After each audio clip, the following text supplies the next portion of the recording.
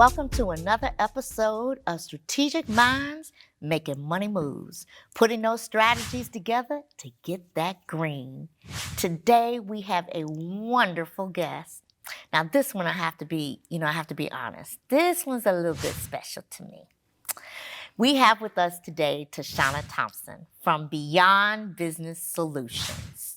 And I am excited because we're going to talk about how do you deal with talent that doesn't respect you because they look at your weaknesses and they don't really necessarily hit those deadlines and targets that you want.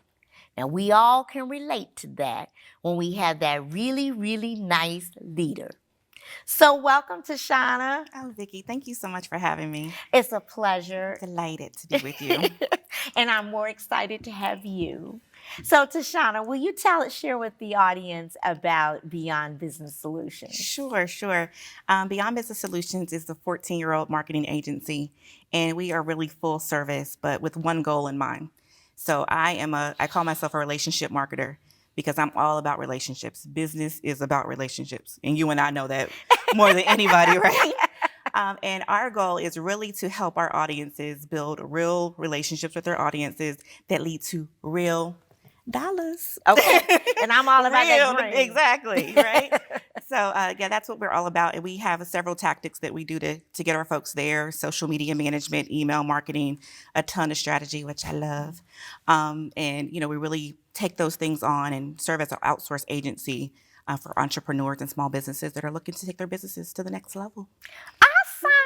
Yeah. Now, the reason she's talking about that is because I have been a client of hers as long as I've been in business for myself for 10 years. So let me tell you, I know about how this workflow goes. Right. Okay. Right. But in order for our audience to really understand your challenge, what is it that you're experiencing with your talent? I think that one of the other guests that was on earlier really spoke to it, people getting too comfortable. And you want to serve as an empathetic leader. I am trying to create a culture of community and family in my organization as I grow.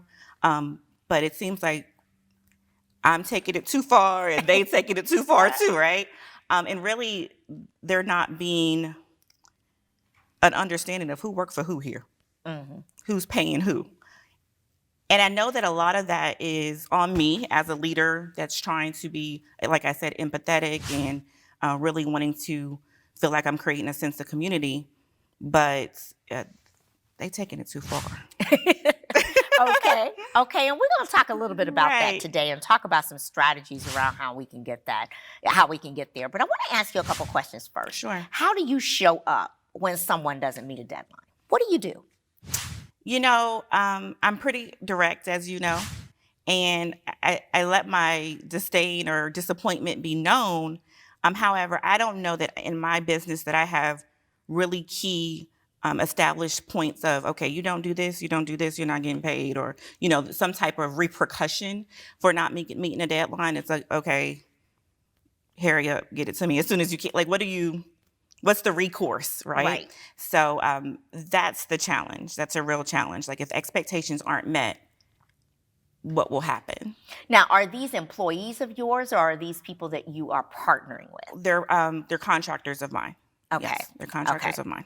Okay. Well, one of the things when you are getting contractors that are part of your business is that you really want to ensure you're getting someone that understands not only your culture, but your expectations, right? Absolutely. And expectations are in place because of the quality that you want to deliver. So as a leader, we know that when they make good decisions, we get it. When they make bad decisions, we get it. When customers are happy, we get it. When customers are sad, we get it. Mm-hmm. And so you are that face. So the challenge is that if you allow everyone that supports you to really say, well, I didn't get it done, it's okay, and there's it's not going to bother me at all, then you're setting an environment up that says that the quality that you're looking for, the expectation of time that you're looking for, doesn't necessarily have to be there, right? And if there are contractors, the consequence is I don't give you another project, Absolutely. right? And so if I don't come back to you again, it's because you didn't fulfill that opportunity. But I think it's important for us to always give feedback, even if it's an entrepreneur or a contractor, to say, look, I would love to have you on another project, but you weren't meeting my deadlines. We weren't able to get things done. And therefore, it put my business at risk, which puts me and my family at risk. Absolutely. So that I can't, I don't want to give you another opportunity, Right. to make that happen. So do you get feedback from the people that you work with when they don't make a deadline? Is it just excuses? What kind of feedback do you receive? So sometimes, as a small business with less than 10 employees, sometimes I am the bottleneck, and I admit that, right? And I know that. And that is an issue that I've corrected in my processes. So if they are looking for things to get checked off on, or looking for approvals and things of that nature. But that's the primary thing, that, oh, I didn't know what this was, or I didn't understand this, or those types of excuses is typically what I get, or I didn't get this content plan, or I don't know, what to do. And from my standpoint, it's like, okay, that's why I'm hiring you. Think. Like, I'm hiring people to think, not people that I have to spoon feed every, piece of data in order for them to complete their objective. Well, we're going to take a station break, and when we come back, we're going to explore that a little further. We'll be right back. Strategic Minds, Making Money Moves with Vicki Wright-Hamilton focuses on helping entrepreneurs to overcome their business challenges to help increase their bottom line. Each episode provides strategies for growth and transformation. Watch Vicki share her 20-plus years of experience as a corporate executive to help entrepreneurs level up.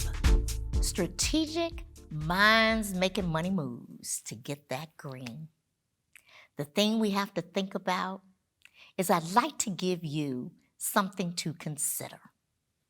Not only do we have to do it for our businesses, but I contend you do it for yourself. You know why I say that? Because if you think personally, you have a budget at home, only so much money comes in, only so much money can go out. You have things that you do at home called processes, meaning who's going to wash the dishes, who's taking the trash out, who's cooking the meal, who's doing the laundry. All of those things are how your household actually runs and operates. When it comes to people, not only is it the people within your household, the people that you live with each and every day. What happens when people come to visit? What does that look like? So you have that component of people as well. And guess what? You're also an employer. Did you know that? Did you know you are the CEO regardless to what you do to earn your money? Because as that CEO, your customers are the people that you pay. When you go to the grocery store, that's a customer of yours. You're paying money to it. And they expect you to come, and they're what? Relying on those dollars. When you get your lawn cut, when you get your nails done, when you get your hair done, all of those people are customers because they're relying on you to give them their money. They're relying on you to make that paycheck. When things happen in your household and you go, well, can't afford to go get my nails done this week, you look at it as, I just can't get it done. The person that does your nail looks at it as, I lost. I'm not making money. I'm without. So we have to consider not only the strategies of home, but they also translate to the strategies at work. So I contend each and every person can have strategic minds to make money moves, whether you're trying to make the money in the household personally or whether you're trying to do it professionally, when whatever capacity you may earn those dollars. So think about always understanding that strategy is practice all the time. We make those moves by conscious decisions, and those conscious decisions give us what we need in terms of developing that green at the end of the day, letting the dollars come in. So let it rain, Let it rain dollars on top of dollars because you're using great strategies for implementation. Welcome back to this episode of Strategic Minds Making Money Moves. I have my awesome guest today, Tashana Thompson, with me. So before the station break, we were talking about how your employees would respond, or even your contractors, just part of your team, your team members, how they would respond when they did not make a deadline or something did not happen. I do think that as we peel back the onion, you said you're some of the bottleneck, and you admit that, right? Absolutely. And so you have gone through to change some of the processes to make that happen. But I think it's a little bit more than that. You know, one of the things that when we begin to look for others to represent us, we want them to think, but we want them to be of the same mindset. Oh, absolutely. We want them to understand what we stand for. So I'd like to ask you a little bit about your interviewing. Sure. When you go to interview these clients, how do you find the potential partner that's going to work with you as part of your extended team? Right. And to date, I think that may have been, I know that's probably part of the issue, a lot of referrals. And, you know, when you're starting out, you have limited budgets. So you're looking to get talent for, you know, low cost talent. And sometimes you have, you know, family or, you know, colleagues or, you know, old colleagues or friends helping you out. And, you know, obviously we get what we pay for. And I learned that the hard way as well. But a lot of referrals, pretty much everyone that I've worked with has been a referral or a family member or whomever. Okay. Yeah. Well, I will say that when you go to hire talent, it's really important. And we know as entrepreneurs, when we hire family, that's already hard to begin with, right? Because you know, you got to tell your family member when they're not doing what they're supposed to be doing or handling what needs to be done. But at the same time, I think it's really important that your standards are set ahead of time, even through that interview process. And I'll tell you, one of the things that I have found helpful is getting scenario interviews. If this occurs, what would you do? Let them answer it on their own versus you setting a precedence. So before you even talk about, well, this is the kind of culture I'm trying to set or whatever, you save that to the end. You do more case study kinds of scenarios, more things of what ifs, what about this, what about that, what does that look like? So that you're getting their authentic, Right. you know, response. Absolutely. So that as they're being authentic about it, you're like, okay, well, that's not going to fit in my culture. I don't even need to go any further. Right. In terms of making it happen. The second thing is asking questions about, you know, have you ever not met a deadline before? What did you do and how'd you handle it? What were the consequences to that? Right? Understanding that as well gives you a little bit about where are they coming from and what's valuable to them. And last but not least, believe it or not, one of the things that I have found that has been really beneficial is when I do scenarios that have nothing to do with the job. It could be, you know, a family member has this and this happens, or so-and-so, what decisions did you make and how did you make them? Something that's totally off. Because what that does, it gives you their mind of how do they separate the issue? How do they think about their strategies of solving things? You know, you give them things and say, I didn't give you all the pieces to the pie, right? I didn't give you all the I's dotted and the T's crossed. And now you have to solve this problem. Those are the kinds of things that will help you to delineate getting that right talent. Right? I love that. In terms of making that happen. And then when you find a good one, obviously we always want to keep the good ones, right? And keep them happy. And then when we think about that budget that comes with it, I would really encourage you that as you are building your financial budget from year to year, understanding what your clientele is looking like and what you want, don't hold on to bad seeds. That aren't going to help you because you are spending more time when you hold on to those bad seeds, and you also are spending a lot of time apologizing when things aren't happening. And then it makes it hard for people to want to come back to you.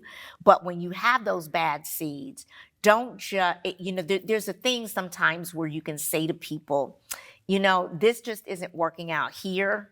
I would suggest that you look at opportunities that look like this, because this is where you can shine. So I can give you the bad news, but also give you feedback that you can grow and develop on. I don't have to tear everybody down. Right. Right. And so I know that it's really important to you to have that relationship, but that can help to balance that relationship piece out. Right. So that you're not feeling like, okay, oh my God, they got to pay bills. They're an entrepreneur. They got to feed their family. They got to do this too.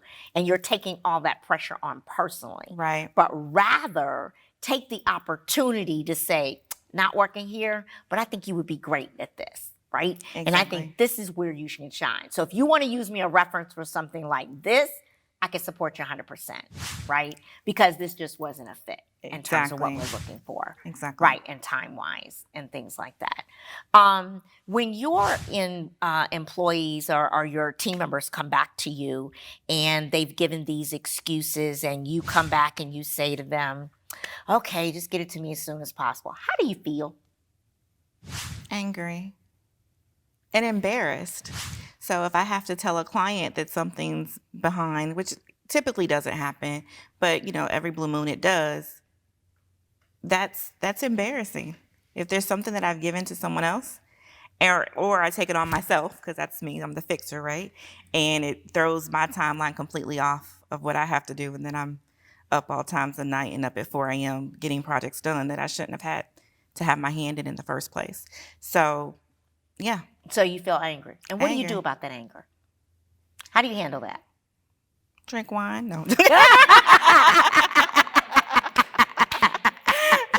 No. Well, as an entrepreneur, I can't say I haven't done that too. That's what we do. No, I express, and I'm not a rah with my team members, so I express my disappointment and my frustration.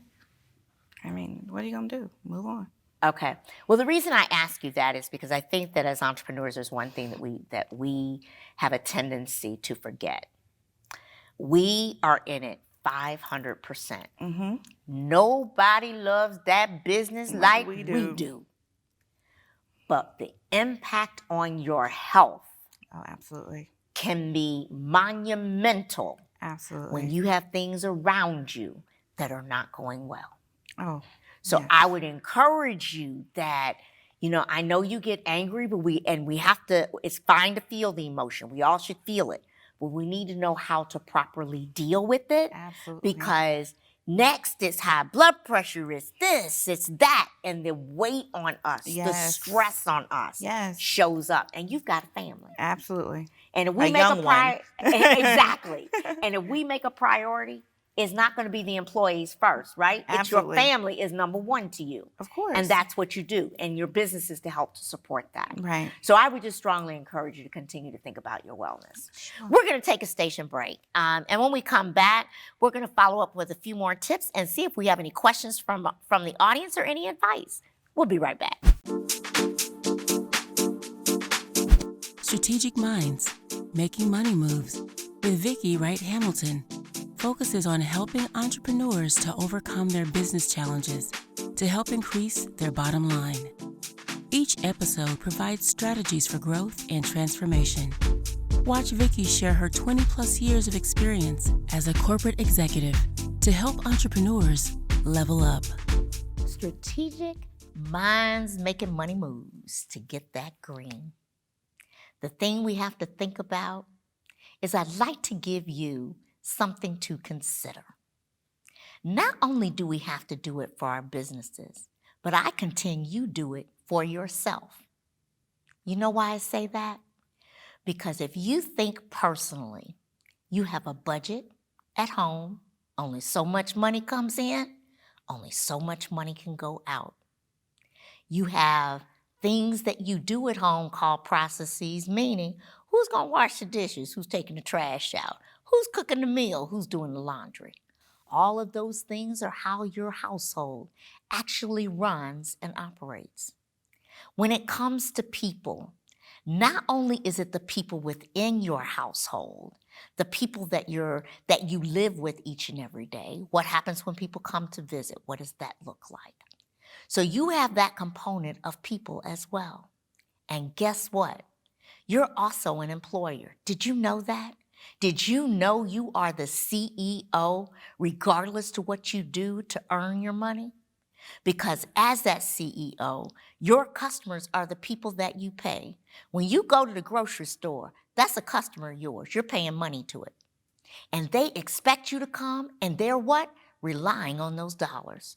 When you get your lawn cut, when you get your nails done, when you get your hair done, all of those people are customers because they're relying on you to give them their money.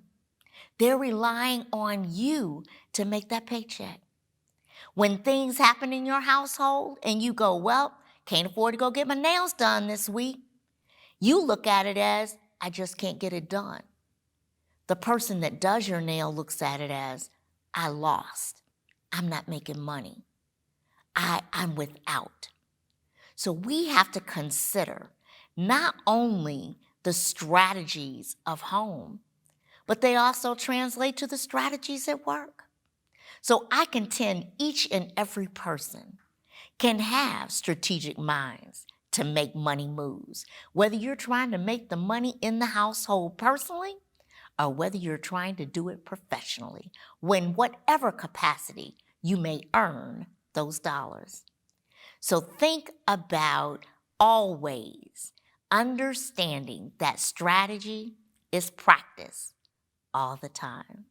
We make those moves by conscious decisions, and those conscious decisions give us what we need in terms of developing that green at the end of the day, letting the dollars come in. So let it rain dollars on top of dollars because you're using great strategies for implementation. So welcome back to Strategic Minds Making Money Moves.